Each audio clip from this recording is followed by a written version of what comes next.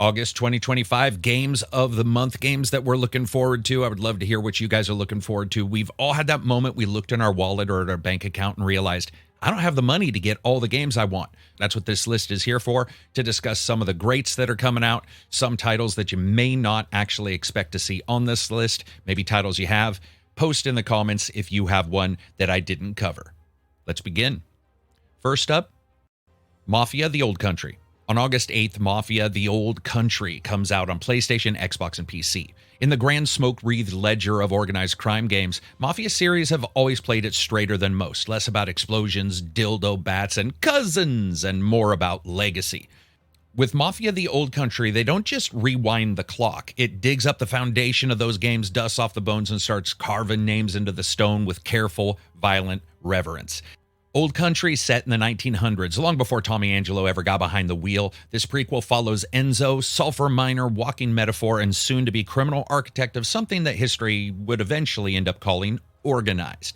His rise through the underworld isn't just a matter of ambition, it's actually survival here, slow and brutal. When the only thing lower than your own class system is the cave ceiling above your head, the path out usually involves a body count and doing an entire villain origin story's worth of bad things in the guise of trying to be the good guy.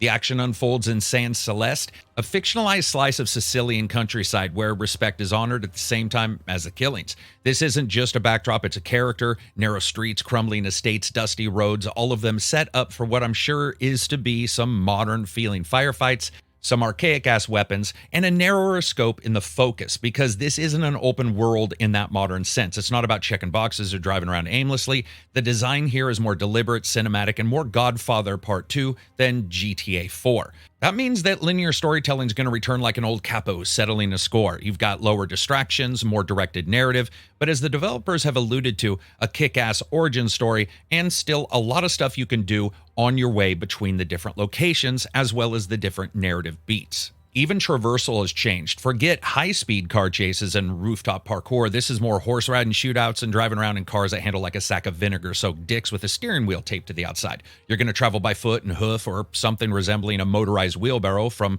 location to location, working through a story that shows the rise and fall of those stuck inside this world that doesn't really offer too many alternatives.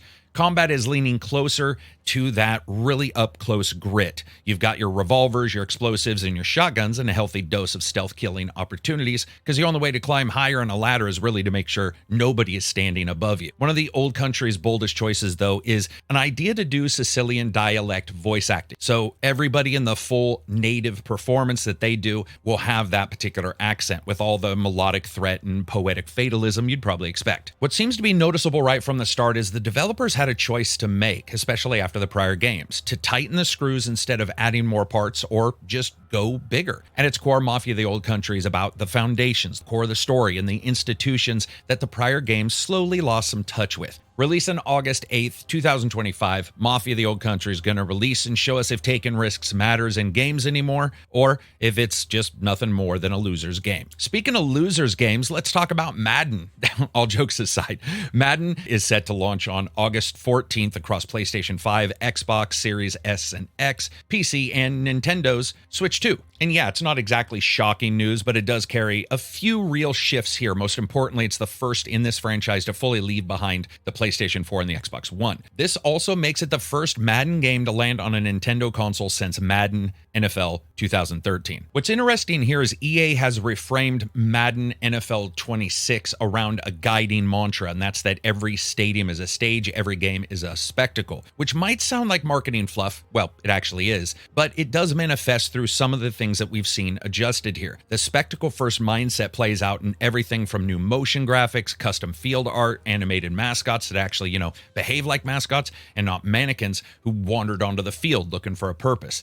The visual upgrade stretches a bit farther than that, with uniform upgrades, physics, dynamic wrinkling, and fabric behavior showing up under tackles or in different wind conditions. And that presentation and the improvements ties tightly into the customization now, with alternative uniforms, tricking out themes, visual experiences, like, for example, Blackout Games, Throwback Nights, or Tribute matchups. They all come with matching field graphics, pre-game animations, and adjustments in crowd behavior. And then we shift into the gameplay mechanics and those changes. You have a quarterback DNA and coach DNA system, which sounds like science experiments gone rogue, but are really just smart AI packages that are pulled from real player and coaching data to inform behavior on the field and adjust it even more with different simulations that have been run to sort of make you feel like you're actually playing those characters. The systems mean your QB doesn't just look like a real world counterpart, they start to throw and move and even panic a bit like them. You also have coaching tendencies that are going to affect formations and play calling in ways that push you to strategize and just sort of adjust versus brute force your way by tapping that A button and hoping you get lucky. One place they're also doing a ton of improvements is in the franchise mode. It's long really been the most requested area for improvement, and honestly, for a long time has felt pretty ignored by them. Franchise finally gets a dramatic update. It's starting with a new wear and tear system, which tracks the physicality and the toll of hits on players and their stamina and their long-term viability throughout the season. The days of benching your starter for one single week and expect him to full recover are gone. Instead, you're going to have to rotate, plan, and sometimes just hope your depth chart can actually end up being the one saving grace. To help with that, EA also has dynamic substitution, which allows mid-series player swaps without diving into the pause menu. That's actually very cool. There's also an expanded customization suite for all of the characters, 200 new head models, new clothing options so that your created coach no longer looks like a default RPG character from Mass Effect. On top of that, you get coach archetypes that affect how your franchise grows, from defensive genius to developmental wizard. Each is adjusted and somewhat inspired by counterparts within the actual NFL world. You have Superstar mode, which also has been rebuilt, now driven by the Sphere of Influence system that introduces personal story arcs, off-field events, and relationship management, which finally lets you experience what it's like to be an NFL player on and off the field, as well as stats adjustments and how the world reacts to you. I gotta admit, that one's not for me. I don't really give a shit. I usually just want to play the football game, and I don't care if some random crazy-ass receiver showed his dick to somebody in a swimming pool. I don't really need that simulated, but if you're one of those people that thinks that's a part of the game, you've got it. There's really a number of changes here, but I would say that Madden's got an uphill battle, especially because year after year, some improvements come, but many times things have been left to the wayside. And this isn't the first time there's been a bit of promise on what's going to be improved. I'm still excited to actually check it out. Whether NFL 26 ultimately delivers on that ambition remains to be seen. I just really hope they can go out there and make it something that people want to upgrade to versus really have to.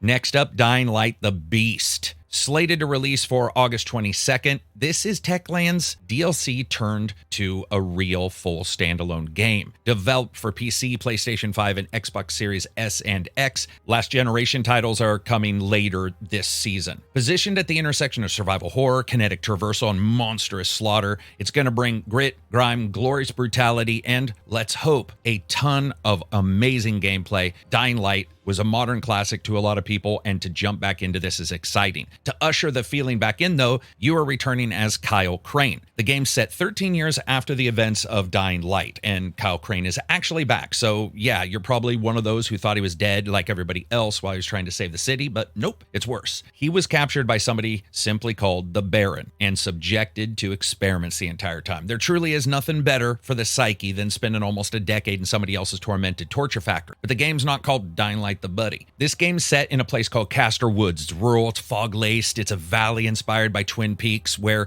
all the kinds of nature and lingering silence are going to end up creating a more intimate atmosphere than we probably got in Dying Light 2, which had its vertical concrete jungles and weird rooftop gardens, though I sort of dug them. The Beast was originally envisioned as a narrative-driven expansion to Dying Light 2 Stay Human, but the Beast had almost all of its narrative leak, and in maybe one of the few times where a gaming company or gaming leak has turned out to have a positive result from that, Techland just said, fuck it, and turned it around and into a positive result, elevating it to a full title. Also, in recognition of loyal players, they've stated that if you have the Ultimate Edition of Dying Light 2, you're going to receive the Beast for free, though, weirdly enough, they removed that edition from Steam, so it's actually not there. The Beast retains everything from the other games, the first-person view, pretty much everything that you would expect with the parkour, the poking people with sharp sticks, and punishing day-night cycles. And while the day brings a fragile sense of safety in these games, night once again descends into just anarchy. Zombies grow more aggressive, the music tension rises, and every footstep becomes a gamble because you're making sound wherever you go. Despite the game's location's name, though, it's also not just the woods. You've got ruined industrial zones, eerie quiet swamps, and more than a couple surprises, as well as vehicles, which is an evolution from their earlier DLC from the original game. The most profound change, though, is Kyle himself. Victim of experiments that grafted zombie DNA onto his own, he now possesses some kind of volatile new power called beast mode. And in this state, you're able to basically turn humans into grotesque missiles, smash everybody, and just become a blur of rage and muscle. With this addition, I think combat is going to take a bit of an additional step into depth. Something else getting depth is the gun system and gunplay. It's received some considerable improvements here, and it just feels overall more like a part of the main game. Whether on wheels or walking, all tools also degrade with use, forcing you to consistently conserve and adapt, improvise, change, and get different stuff. Character progression's focused down into two specific trees, scary as shit and dangerous as shit, which is basically Shadow and Stalker, and promises to let you play through it, even if the game does seem to hint that rampaging through a camp of humans on a camping site and making their in-trails out-trails seems to be the favored choice. You can still adjust it. Techland's described the Beast as both an homage and an evolution, and yes, at times that does sound like they're trying to have their cake and eat everybody else's too, but they've made it pretty clear for this expansion they've wanted to give a bit back, change it, adjust it so it has more fear and tension like the original game, and hopefully not remove any support from the second game and its DLC support. Also, this runs for about 20 hours. Let's hope when it comes out, ends up being good. Here's another game that we know is good, is getting remade to be good again. Well, at least we hope so. And that's Gears of War Reloaded. Gears of War Reloaded is a kind of remaster that doesn't so much ask you to remember your youth as it does slams that Lancer into your hands and says, you still got it, right? This is launching on August 26th, and it's a high fidelity overhaul. It brings all the original Gears content back into a new engine, as well as new upgrades, and for the PlayStation 5, a sentence that still feels like it was ripped from fan fiction threads in 2010. Developed by the Coalition and help from Sumo Digital and Disbelief, and published by Xbox Game Studios,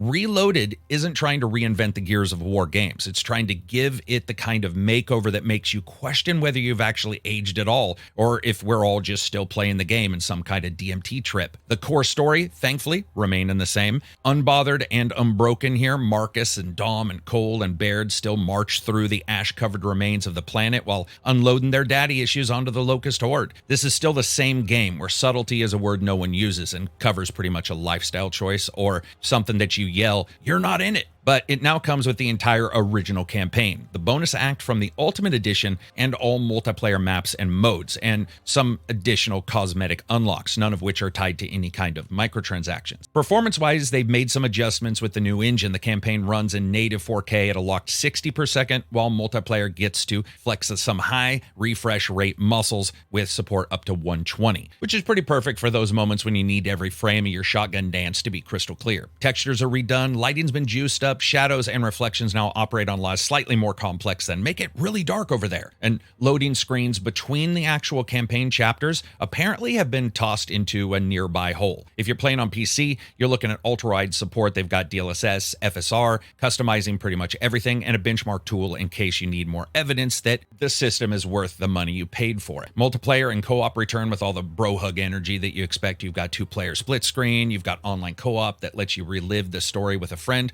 and you have versus mode, which now supports up to 8 players and includes full crossplay and cross progression between Xbox, Windows, and PlayStation. I do have to say, though, I think the big surprise here is just the PlayStation release. We're starting to see this now with Helldivers coming to the Xbox as well. For nearly 20 years, Gears of War has been welded to the top of an Xbox, like one of those branded Xboxes with the COG gear on top. But now it's going cross ecosystem, like it's preparing for political office. Not only is the game launching on all the current platforms, including Game Pass on day one, but if you had actually bought the digital Ultimate Edition of Gears way back then, you get Reloaded for free. That's either generous or a sly way to remind people to check their digital libraries for some forgotten purchases, but either way, it's on there. Reloaded isn't being subtle about all the intentions. The Coalition and the co-developers are calling it the definitive edition for a reason and the best way to experience Gears. So if you're brand new to it or you played it a ton of times, hey, all things considered, Gears of War Reloaded doesn't just raise the bar, or at least that's what they're trying to do. It's refreshingly straightforward in its overall mission. Make gears better, not necessarily different, and invite in new players and old players alike. We'll just have to see if those guys are up to the mission.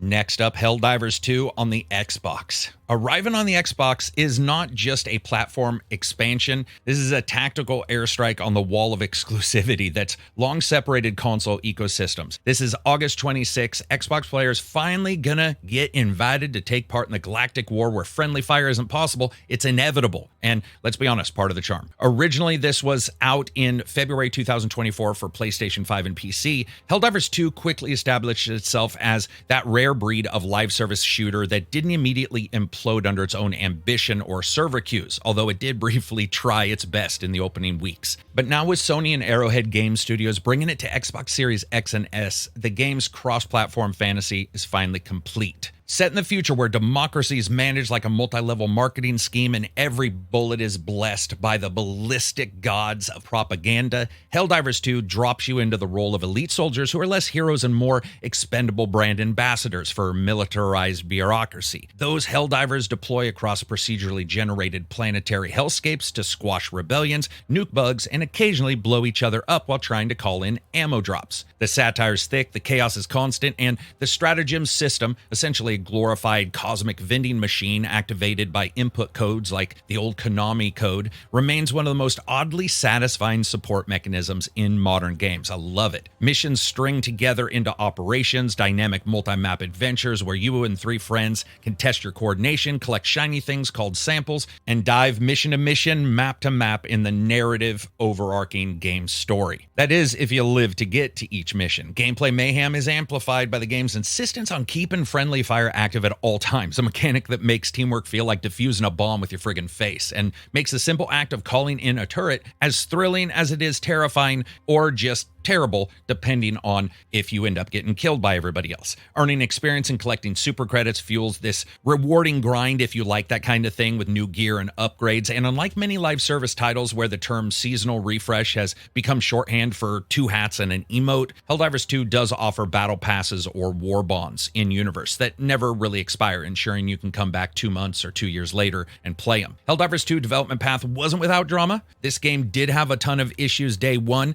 You had the attempt to enforce mandatory PSN account links on the PC, triggering backlash and an aggressive bout of review bombing. But despite all this, and maybe because of it, Helldivers 2 became a juggernaut. It sold over 12 million titles within a few months and climbed past 15 million by the end of 2024. It earned multiple awards, glowing reviews, and probably a few strained friendships along the way. If you like your shooters filled with chaos and cooperation, this is probably the one for you. Now with the Xbox release. This is going to be $39.99 for the Super Citizen edition, though. It's $59. In the end, Helldivers 2 landing on Xbox isn't just a technical expansion, it's pretty much a cultural one, and certainly a System Wars one, folding in a new community to go out and enjoy that war, and it's designed to be bigger already than its overall sum of its parts. So this feels almost like reinforcements showing up. Speaking of another thing coming, it's been a long time in coming, and that's Metal Gear Solid Delta Snake Eater.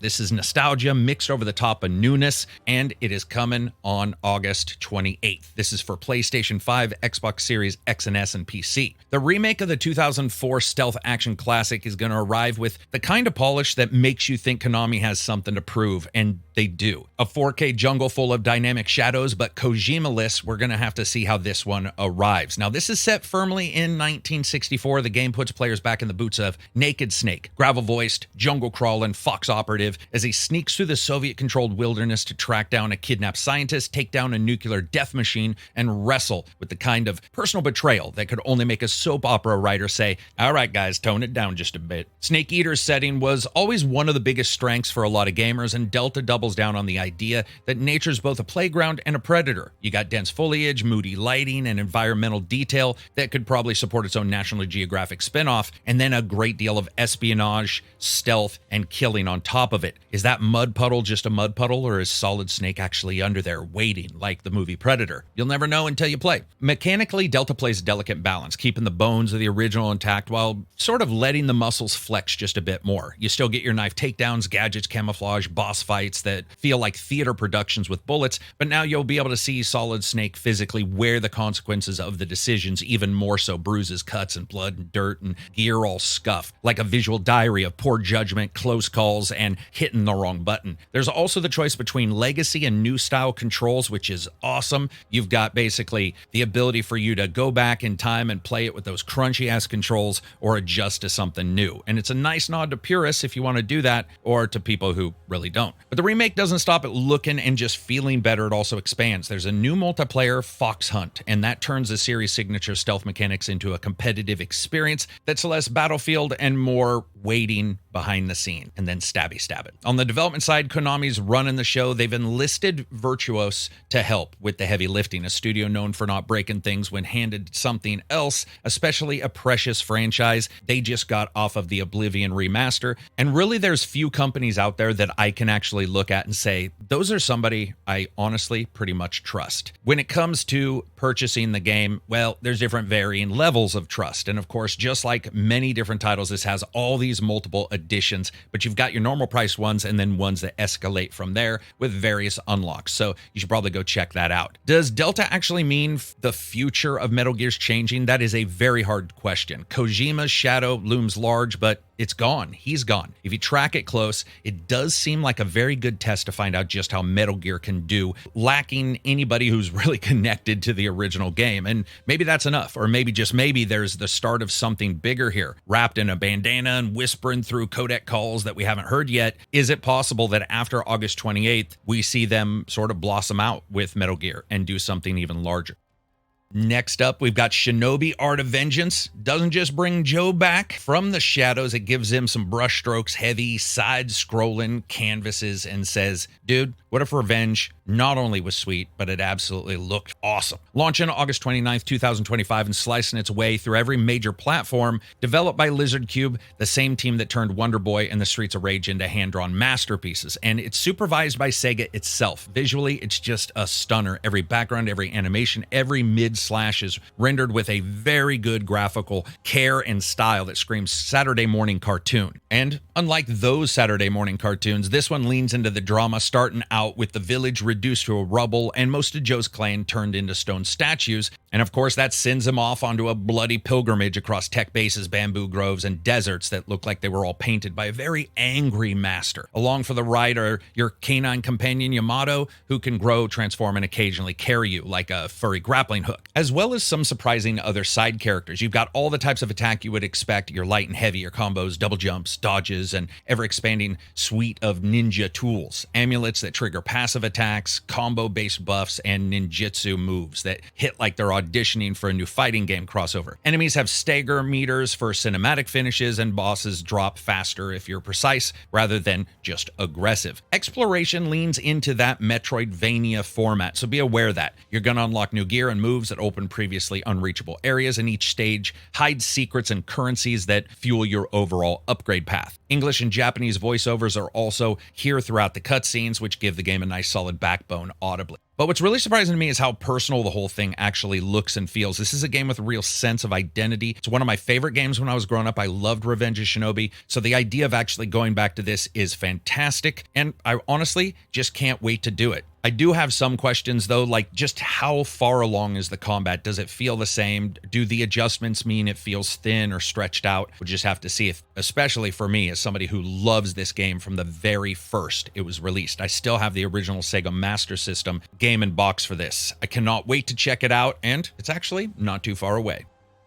Next up, and I just got to shout this out, Senua's Saga, Hellblade 2. Hellblade 2 doesn't open with a bang, it opens with a stare. A deadly uncomfortable, intimately animated stare from a character that's half lunatic, half dejected ex-girlfriend who burns your shit and then gets mad the fire's too hot. Ninja Theory, as it turns out, delivered a course in cinematic game design when this game originally came out, character psychology, and the subtle art of displaying psychosis in every single scene. I really enjoyed this for what it was, and it's coming out here in August for the PlayStation 5. If you've never played it, Senua's not just wandering through her own trauma in these games. It's a third-person, super sensory, horror-like action game. She's also attempting to free people from tyrants, but as always, the external mission and internal demons come as a package deal. If you come to Hellblade, though, looking for a full-on combat system, keep your expectations in check. What you'll get is a refined, stripped-down experience that focuses more on the how than the how many. Senua's fights are one-on-one, they're intimate, they're brutal, the kind of brawls where every strike feels like it might break something, usually your emotional stability. Her focus mechanic is back, slowing down time and giving you the edge, but it's not a cheat, it's more of an expression of the thought process that can go on. Exploration plays the quiet counterpart to everything else you're doing. You're still solving environmental puzzles, lining up symbols, uncovering ruins, listening to the different characters talking.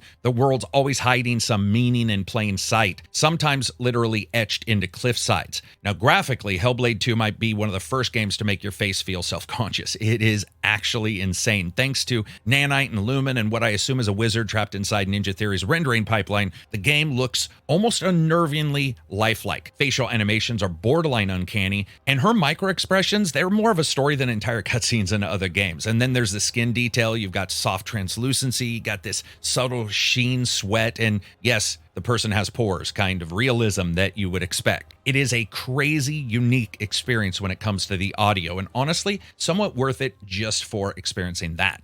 Next up is Sword of the Sea, which doesn't want you to save the world, start a war, or hand you a stat screen after every trick. It just wants you to surf quietly, beautifully, maybe existentially. Launching August 19th on the PC and PS5, it's a minimalistic surf sim from Giant Squid, who brought you Abzu, which was so good. This time, the weapon in your hand is called a hover sword, but don't really expect it to do anything a sword does. This basically carves air, sand, and ocean with smooth arcs and stylized grace, transforming all of the movement into what they hope is an act of poetry. And if it's anything like Abzu, that's exactly what it will be. You play as the Wraith, a silent figure dropped into a forgotten world known as the Necropolis, part ancient ruin, part infinite skate park, armed with nothing but your gravity-defying board, and a faint sense that something here used to be alive, and you're exploring it. Landscapes barren, but sculpted, dotted, and petrified with different architecture, cracked temples, half-drowned rooftops, and the kind of vast deserts that make you squint at your screen and go like, I'm gonna hang 10 on that thing for like 16 hours. Over time, you uncover ocean seeds, which are mystical floating little fragments of some ancient eco magic, and then you activate them and the land blooms out from there. Growing landscape around you and flowing water replaces crumbling sand in this beautiful tide of return of life. There is no combat here. There's no bosses to defeat, no outposts to capture, no side quests waiting in the wings. Instead, Sword of the Sea channels its entire flow into the energy of momentum, motion, and the pleasure of just simply moving through space that responds to you. In keeping the Giant Squid tradition, the UI is almost nearly gone. There's no mini-map, no health bar, no dialogue boxes popping up to tell you what a sad orphan you are. The world teaches through design, light, sound, color, and the occasional graphical mural. The creative direction here is honestly on point. It looks fantastic, and Austin Winter is coming back to do the score. Always a character. I've had him on the podcast. I love him. He is a great composer, and he is one of the best when it comes to games like this. I cannot wait. Next up, Black Myth Wukong Xbox Series Edition. So Black Myth isn't just exactly a Souls-like dressed in mythological robes. It's a full-scale epic, and it walks out of the classic Chinese novel Journey to the West with a staff in one hand, a chip on the shoulder, and the idea that they were going to change some things up and not feel exactly like a Dark Souls ripoff. Originally launched for PC and PS5 in August 2024, and now finally arriving on the Xbox Series exactly 1 year later, this is a game that blends some amazing visuals, brutal combat, and just enough spiritual dread to make every boss fight feel like an allegory you probably missed in literature class. You get to jump in as the destined one. This is a monkey with a retractable staff-shaped ego problem and an entire pantheon of monsters between him and whatever vague mystical purpose that you have at the starting. The goal is to retrieve 6 relics tied to your senses, explore landscapes lifted straight from religious paintings and mythological dream journals. You're going to trek across different mountains, villages, plains, each region not just a zone to clear, but also a carefully built diorama of Chinese culture. And as somebody who's played it, I can definitely say that is true. Gameplay pulls from the Souls playbook, but adds its own twists. For example, your staff can extend, retract, and act as a glorified pogo stick when necessary. You swap between 3 stances, smash, pillar, and thrust, which change how your combos behave and whether you're fighting like a martial arts master or a very, very angry traffic cone. So yes, while it keeps you with just the staff, as you build up your ability with strikes and dodges, when full, it lets you unload special attacks that can feel less like techniques and more like tactical poetry screamed at gods. Magic and transformations are also here, because what's the point of being based on Wukong if you can't turn into something weird and terrifying when things get actually pretty dicey? Built in Unreal Engine 5, the game looks like it wandered out of a dream powered by RTX cards benchmarks. Enemy variety is incredibly good. Landscapes are awesome. I will admit, though, that when you're exploring around, you will notice that some of the larger landscapes are sort of truncated and snipped on their open-ended edges,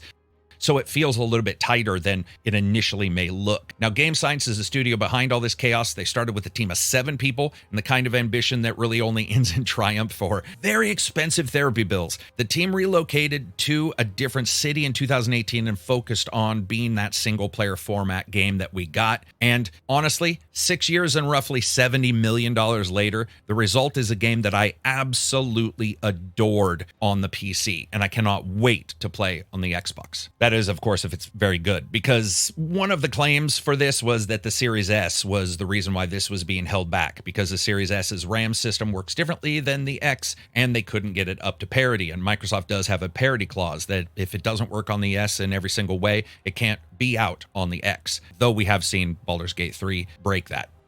Next up, Discounty. Discounty is what happens when you take a life sim, a small town mystery, a commentary on late stage capitalism, and a discount bin and shake them all up together until something weird and vaguely suspicious falls out. This releases August 21st on every platform short of a small fridge. It's on the PC, the Xbox, the Switch. Discounty is a debut title from Crinkle Cut Games and arrives with the kind of confident energy that is usually reserved for games that are about to hit you with a surprisingly sharp narrative jab or some kind of crazy gameplay ability. It seems to be equal parts management sim and stalking oranges, because the game, based in a waterfront town, actually has you taking over a supermarket for a mysteriously absent aunt. A plot setup that I would say is suspiciously screaming, you're going to have to find a conspiracy behind the cereal aisle. Your job is to go out there, revive the store, revitalize the town, and try to not get caught in whatever different Cold War that the locals have all been waging since the sheep went missing years ago. The narrative tone walks a fine line between warm and weird, and it offers branching storylines, or at least quest lines, depending on what you say to some of the characters. Now, gameplay flows between 2 main tracks. You've got your in-store management during the business hours and the after-hours town exploration. In the shop, you're going to handle the layout, the design, the stock management, pricing, and customer checkout, all while contending with different, obviously unique, and probably a ton of asshole-like personalities who may or may not quietly judge you and what you've done to the supermarket. Customer behavior is tied to traits and habits,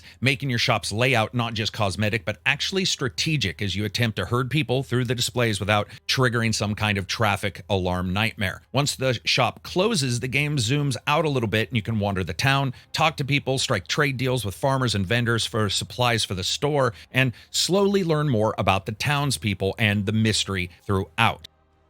I'm not always the biggest cozy kind of fan when it comes to games, but what makes Discounty stand out to me isn't what reinvents the wheel. It's that it hands you a shopping cart, lets you decide whether you're going to fill it with enjoyment, awkward social commentary, or suspiciously discounted rotten vegetables. With its satire and undercurrent and approachable mechanics, I like the idea of this, sitting down and just playing it. I've always enjoyed these kind of games, especially if they have a good solid repertoire of different activities you can do. And the idea of splitting your time here during the day at the supermarket and during the night in the city or overall game world, that speaks to me.